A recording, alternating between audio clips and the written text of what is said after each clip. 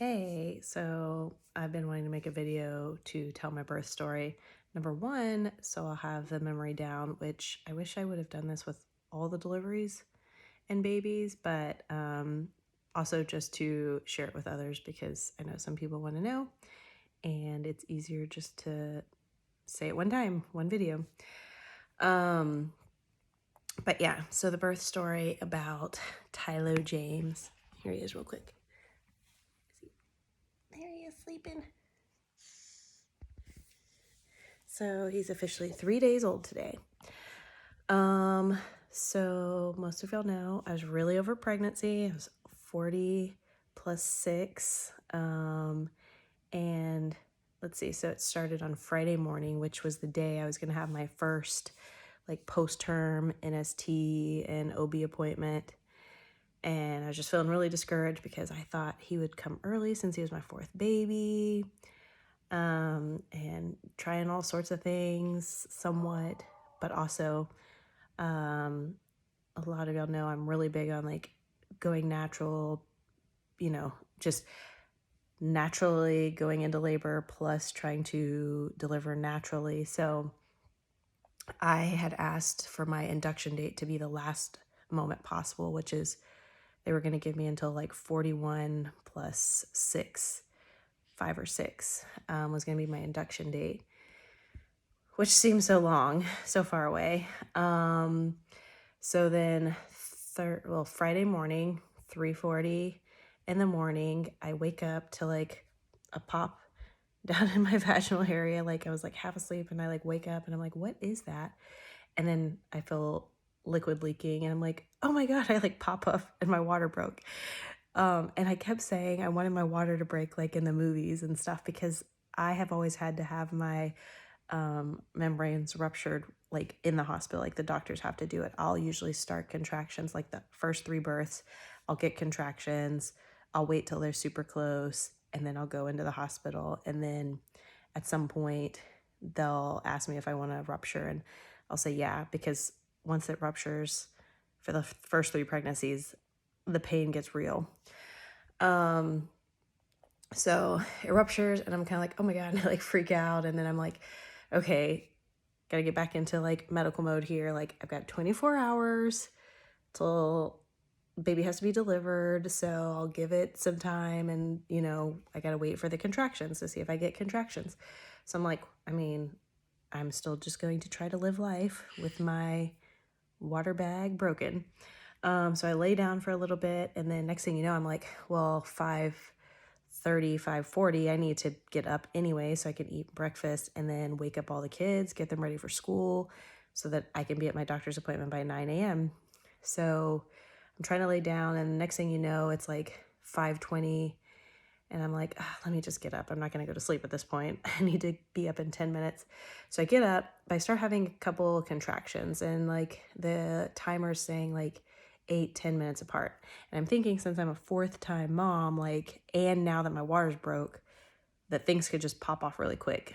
So I start to get really nervous and the contractions are stronger than they had been these past couple days and like the one day with the false labor. And so I start calling the nanny to come over. But then me and Ted are trying to figure out like, what are we going to do? How are we going to do it with the kids and stuff? So then the nanny gets there around like 6. So we figure she can stay home to take Tatum to the bus stop at 7:15. And then we'll go ahead and we'll pack the other 2 littles in the car with us, drive to Larmsey, drop them off. And then I'll check in to L&D triage because at that point my contractions were going like 6 minutes, 5 minutes. So we pack up for that and we start driving on the highway and we get like 15 minutes in and then I'm like, oh my gosh, my CAC card, I can't get on base. So I'm like, and then like, I don't know, they probably need it to register me. Like we got to turn around. So we decided we're going to turn around and go back home. But our exit is closed currently for the next couple of months. So this is not like America where there's an exit like 1 minute down the road. Like, no. So we turn around and then we have to drive all the way down for an extra like 10-ish or so, 15 minutes. You turn around to then go home. So we come home, we get my card, we start making our way back. And then at that point, I knew the hospital wasn't on diversion. So if anybody's been keeping track of that, our hospital has been on diversion, and lots of people have had to just go to some random off-base German hospital. So I was thankful for that.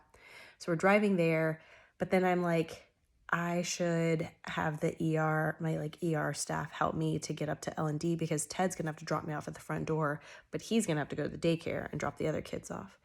So we call and we have support for that. And then we realize by the time we're going to get to base, it's like 7:30 in the morning, which the line to get on base is ridiculous. So we call the ER and they're able to arrange for me to go to another gate, because I'm like, I don't know, the contractions are happening a lot. I don't know, this baby might come. And so we get to go through like an emergency entrance, and they let us on base and then get upstairs. My staff helped me get upstairs, get checked in, and then they check me eventually. Like, they're doing all the things, and it takes like 30 or 40 minutes. I'm just like, please check me so I can know how far I am. Finally, like, I feel like 30 or 40 minutes later, I finally get checked, and they're like, oh, you're 5 and 50. And I'm like, oh God, that's so disappointing. Only 5 centimeters right now.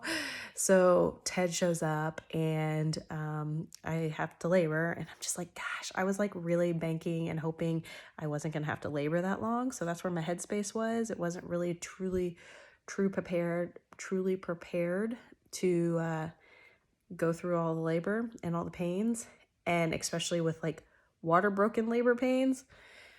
So I do my normal routine, which I always get in the shower, because they do have a natural birthing room, like only one at Larmsey, but it was occupied. So I'm in a regular L&D room. So I get in the shower and like spray the water, but the contractions are coming and they're hard. And some of them I feel like, oh gosh, they're really hard. And I'm in my normal euphoria, like high / sleepy / just don't talk to me kind of state, just trying to take the pain, praying, cussing, not yelling. I don't ever really yell. I'm just like, oh, F, F, F, F, F, and I can do this. I'm coaching myself. So, like, as Johnson would say, I'm made to do hard things. I can do hard things. So doing all my coaching, trying to make it through, get out. And I'm like, I feel like it's close. Is it close? Can we get a check? Like, I'm so over it. Come on. So finally I get another check at some point. So, yeah, this is probably like 8 or 9 or something. I don't know. And they tell me I'm 8 centimeters, and maybe like 80 or 90% effaced. And I'm like, gosh, oh gosh. But the midwife tries to encourage me and tell me like those last 2 centimeters to delivery could happen really fast since I'm a 4-time. And I'm like, okay, I'm going to bank on that.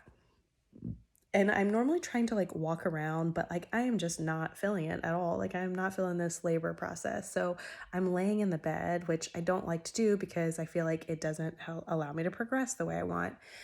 But I just can't do anything. And like Ted's giving me ice chips, and the contractions are coming and they're so hard. And some of them I'm just like, I keep going like, no, this one I feel like I gotta push. And then like it just naturally, like for women that have done the labor, like it just naturally just like does that like crunch, like it's pushing kind of thing. So I do that a couple more times, and I'm like, no, I really feel like this is like, I gotta push. Like these ones are just getting real strong. So they check me again, and they're like, okay, yeah, you're ready. So on the next one, if you want to start pushing, I'm like, yeah, let's get the show on the road. So the next contraction comes, and I'm in the typical position. I usually like to try to do something different. And I did say I wanted a mirror, but at this point, I'm like, I'm not telling them like, can somebody go grab the mirror? Like, I'm like, just let's get this done. So the next contraction comes, but I can feel it's not as hard as some of them, but I'm like, we're pushing anyway. So we push, and I push for the contraction, and I'm trying to do the count thing. Like I like to do the 10 seconds 3 times. But I can't get it together, and that contraction just didn't feel strong enough. So then I like kind of relax back, and then I'm like, can y'all help me count, please? And they're like, sure, you want to do it that way? And I'm like, the the 10-second 3 times. And I'm like, yes, please. And they're like, okay, well, when you feel another contraction, we'll go.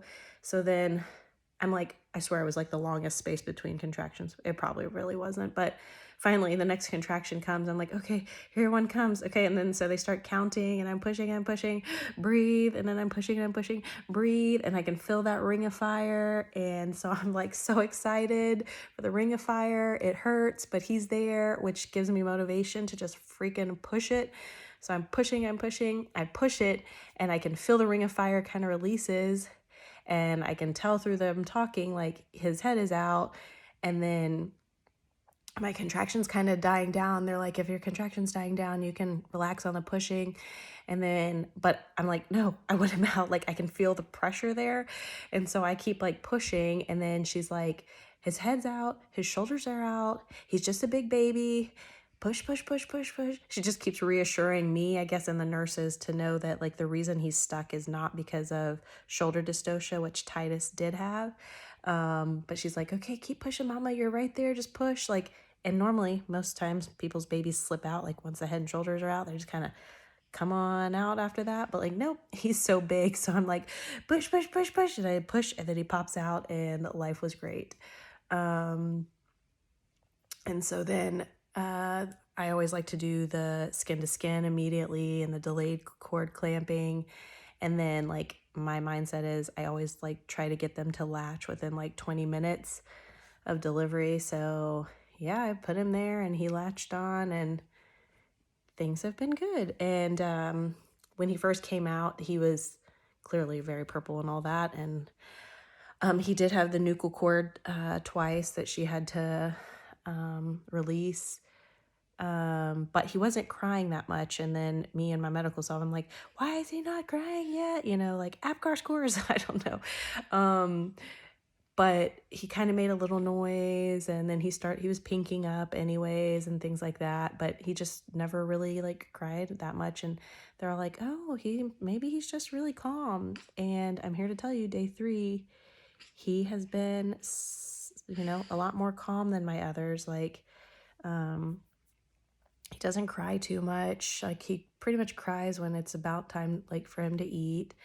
And then I can nurse him and pretty much like lay him back down. And so I'm just starting my training. A lot of y'all know I do like my sleep training, feeding schedule thing. So we're pretty much kind of rolling with that. Day 1 at home, he was, so I got discharged at 24 hours because I guess it was fairly uncomplicated.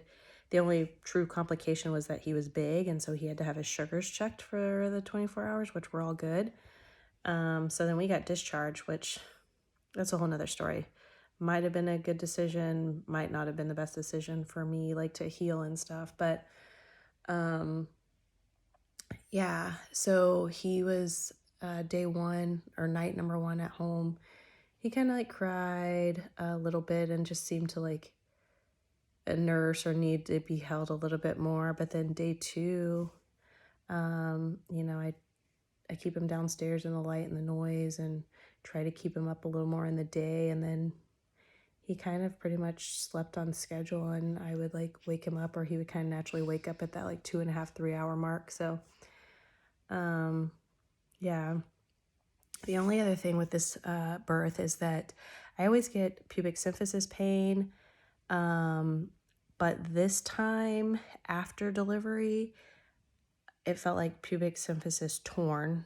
It just felt like my pelvis is like shearing every time I take a step, like even lift my foot up just a little bit, like the imbalance in my pelvis was so bad. And like, I almost wanted to cry. And so I've actually been taking my Motrin. And then my core like always feels really weak after the delivery. But it feels extremely weak with this one as well. So those are the parts where I wish I maybe had taken a little more time in the hospital to heal. But part of the reason I wanted to come home is because that bassinet was just like me trying to get him up into that hospital bassinet. Like my pelvis was ripping apart. It was so painful. And I thought if I could just get home in my bed, which is a little more comfortable, plus my bedside bassinet, which I can swivel around and lift up and down. I thought that'd be better. So here we are, but we're thriving, and life with 4 kids, we'll see how it goes. But yeah, thanks for listening. And if you have any questions, let me know. Bye.